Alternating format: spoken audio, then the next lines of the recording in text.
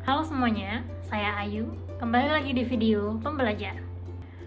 Pada kali ini, saya akan membahas dari satu buah buku judulnya Ikigai, The Japanese Secret to a Long and Happy Life. Jadi buku ini mengupas tentang rahasia hidup bahagia dan panjang umurnya orang Jepang. Bagaimanakah itu? Yuk cek penjelasan berikut. Autor dari buku Ikigai ini bernama Hector Gracia. Dia adalah seorang penulis yang sudah lama tinggal di Jepang, dan juga ada Mirales. Dia juga seorang penulis bestseller, khususnya dikenal karya-karyanya itu genrenya self help. Nah, di buku ini tuh mereka melakukan research terhadap satu komunitas yang tinggal di Okinawa, Jepang, di mana kita bisa menemukan komunitas dengan hidup yang paling panjang di dunia. Nah, mereka itu melakukan 100 wawancara dan mendengarkan kisah-kisah penduduk Okinawa. Mereka juga mendapatkan pemahaman mendalam tentang apa saja sih rahasia dari hidup panjang dan bahagia itu. Nah, di setiap babnya juga di buku ini tuh ada kisah-kisah seputar gaya hidup, sikap, pola pikir, diet, dan juga rutinitas orang Okigawa. Ada beberapa insight yang bisa diambil dari buku Ikigai ini. Yang pertama yaitu temukan dan ikuti Ikigaimu. Jadi penduduk Okinawa itu percaya bahwa untuk hidup bahagia dan tentram, kita harus setiap harinya itu hidup dengan penuh arti. Nah, untuk itu kita harus juga menemukan dan memiliki Ikigai. Ikigai itu apa? Ikigai adalah salah satu kata Jepang yang artinya adalah alasan untuk hidup. Nah, menurut buku ini juga setiap orang memiliki Ikigainya itu dalam diri kita masing-masing ya. Dan untuk menemukannya kita membutuhkan proses dan kesabaran. Bagi penduduk Okinawa, Ikigai kita adalah semacam alasan untuk bangun di pagi hari dan merupakan kombinasi dari 4 hal berikut. Seperti yang kita lihat pada gambar di samping, ada 4 hal yang merupakan kombinasi dari Ikigai.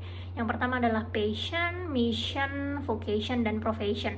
Nah, kalau passion ini adalah apa yang kita sukai, mission adalah apa yang dibutuhkan dunia, vocation adalah apa yang kita kuasai, dan profession adalah apa aktivitas yang bisa berbuah gitu ya, atau menghasilkan sesuatu. Nah, menurut buku ini, keseimbangan hidup itu ditemukan di persimpangan antara 4 hal tadi, 4 hal di samping ini ya. Jadi untuk menemukan Ikigai itu mungkin kita bisa reflect dan bertanya pada diri kita sendiri, kira-kira apa sih yang kita sukai dan apa juga yang kita kuasai. Lalu apa aktivitas yang bisa menjadi karir atau sesuatu yang akhirnya berbayar gitu ya, dan apa yang dibutuhkan oleh dunia. Nah, jika kita menemukan Ikigai kita,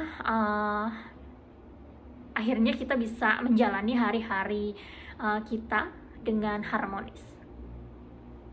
Insight yang kedua adalah take it slow and find your flow. Nah, penduduk di Okinawa ini dikenal dengan gaya hidup yang relatif santai dan slow. Tapi bukan berarti ya slow itu mereka bermalas-malasan, tetapi mereka itu juga sangat bersemangat gitu ya dengan semua hal yang mereka lakukan sehari-hari, ataupun sekecil apapun hal yang mereka lakukan itu. Nah, justru mereka itu berusaha untuk melakukan yang terbaik dalam segala hal yang mereka lakukan.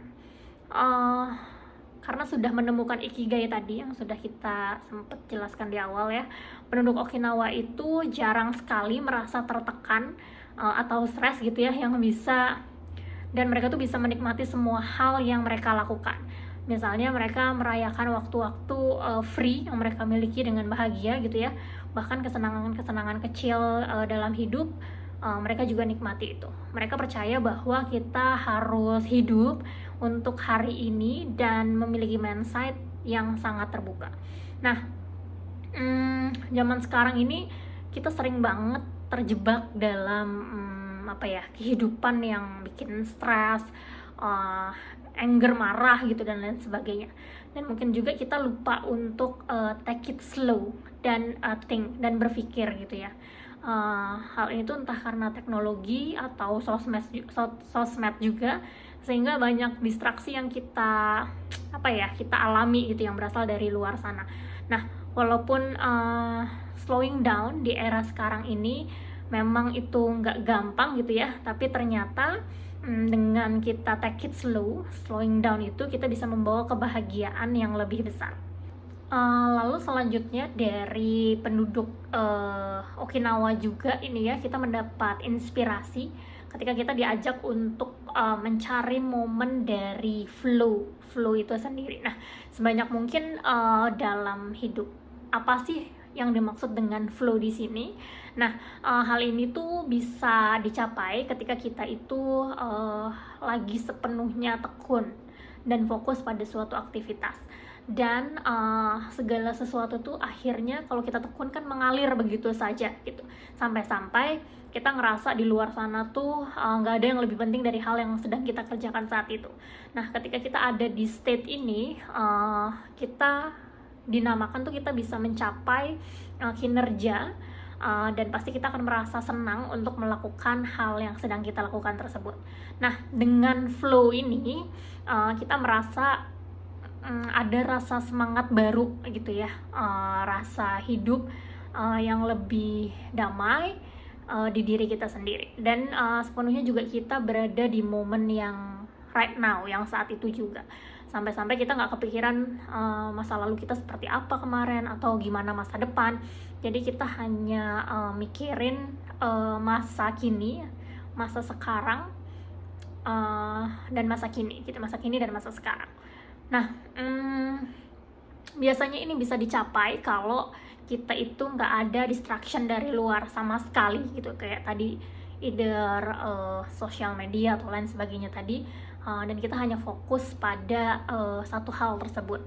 Nah, menurut penulisnya di buku ini ya, orang yang paling bahagia adalah orang yang mencapai paling banyak. Mereka adalah orang-orang yang menghabiskan waktu lebih banyak dalam keadaan mengalir atau flow itu tadi. Jadi lebih baik gitu ya kita mencari momen-momen flow tersebut. Insight terakhir yang menurut saya ini juga paling unik gitu ya, paling apa ya, kok bisa gitu ya. Yang ketiga adalah teruslah aktif dan jangan pensiun.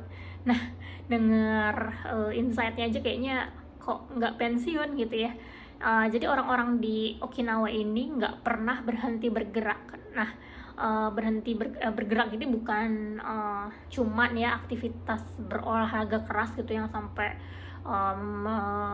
membuat kelelahan gitu, atau juga lari jarak jauh, itu bukan, tapi sesimpel jalan kaki di sekitar perumahan atau juga bercocok tanam di kebun gitu ya. Nah, intinya jangan sampai kita itu terintimidasi duluan dengan olahraga yang, karena nyatanya bergerak apapun itu akan menjadi kunci hidup lebih panjang bagi komunitas di Okinawa. Nah, menariknya lagi, di Okinawa ini tidak ada kata pensiun. Jadi penduduk-penduduk yang berumuran, yang sudah berumur gitu ya, masih menghadapi hari-hari dengan aktivitas-aktivitas yang biasa mereka lakukan gitu ya.